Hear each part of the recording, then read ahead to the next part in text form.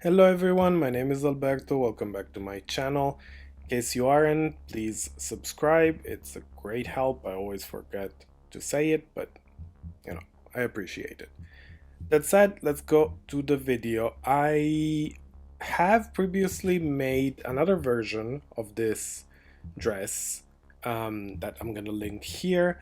This is sort of more flouncy with like a bit more fun. I think in this case I'm gonna quickly pattern it.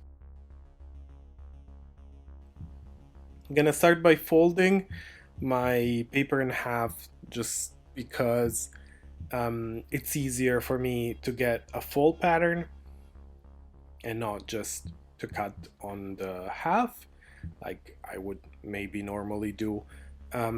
And you'll see why in a second, but I'm just reporting this little t-shirts, neckline, shoulder, sleeve. This is a simple kimono sleeve, so there's nothing attached, it's just one piece.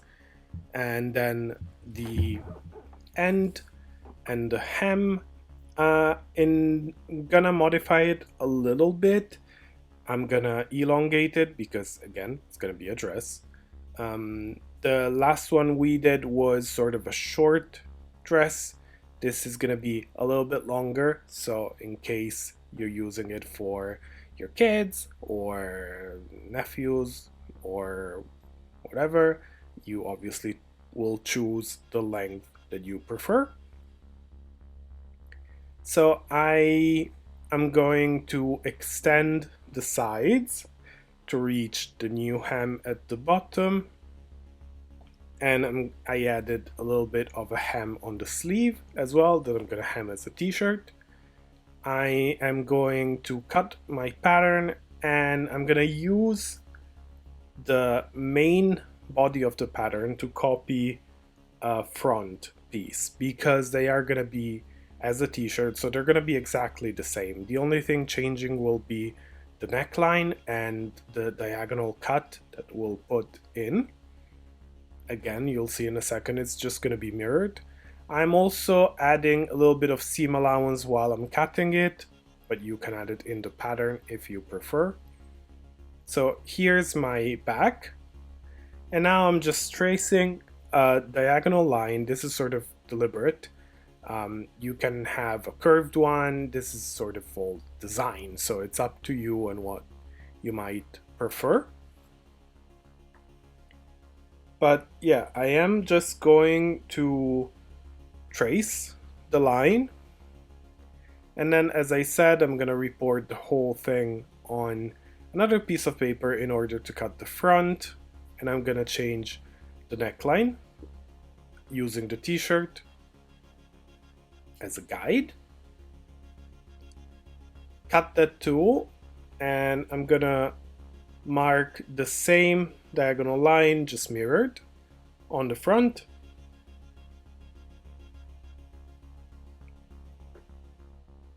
Once that's done, I'm gonna mark which one is front and back. I'm gonna join them. If you have a little gap between your patterns, because this is slightly curved and it's not a straight line, just join a little piece of paper, it's fine. And now we move on to cutting. So first of all, we're gonna pin on front and back in order to cut them.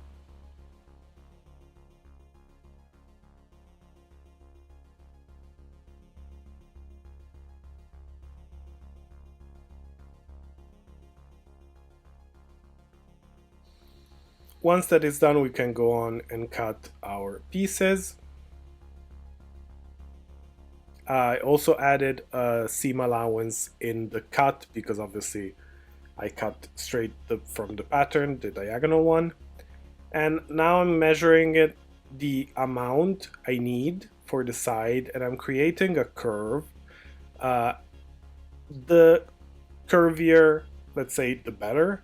In this case, I sort of had to make do with what I had. I'm marking it with a permanent marker just because I'm marking outside of where I'm going to cut, so it's not gonna matter. And then I'm reporting the hem. In this way I basically obtain a giant sort of swirl, like a wave looking bit, and it's folded in half, so when I open it I have my full side that I'm going to attach. Moving on to the sewing machine, I'm gonna first join the shoulders like I would on a normal t-shirt, and then I'm gonna join the sides, and I'm gonna do the same thing for the other side where I have only a small piece because again we have our cutout. Once that is done, we can open up the t-shirt and join our new cutout, the flounce, and we're gonna pin it all the way, marking the center first and then sort of distributing the whole bit. As you can see, obviously the round part is gonna be outside. And now we can just join it. I'm doing everything on an overlock because it's all a knit.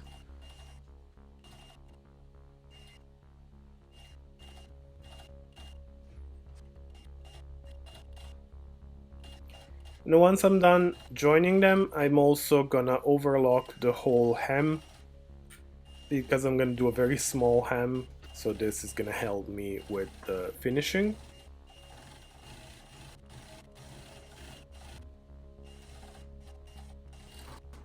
Then we are going to quickly press the seam in order to keep it nice and flat, so it's going to be easier to fold it in and hem it because it's going to look nice and straight. We're also going to quickly press the seam inside because I'm going to top stitch that too. And now we move on to the normal sewing machine. We're going to top stitch the seam inside, meaning the one joining the flounce to the rest of the dress. I'm gonna stitch it towards the outside. You could do towards the inside as well, it doesn't really matter. Again, it's just aesthetic choice. And once that's done, it looks like this. Now we're gonna fold in the hem and top stitch that as well. So we're gonna get a little seam on the outside and it's gonna be nice and finished. This is also slightly lighter than a t-shirt hem would be, so it flows better, it looks better in my opinion. Now I'm gonna stitch this strip that I cut for my neckline. Use the same measurements as I use on my t-shirt. You can check the other t-shirts video when I explain it a little bit better. Just stitch it down and join it onto our little dress. We're going to distribute the length and then stitch it on.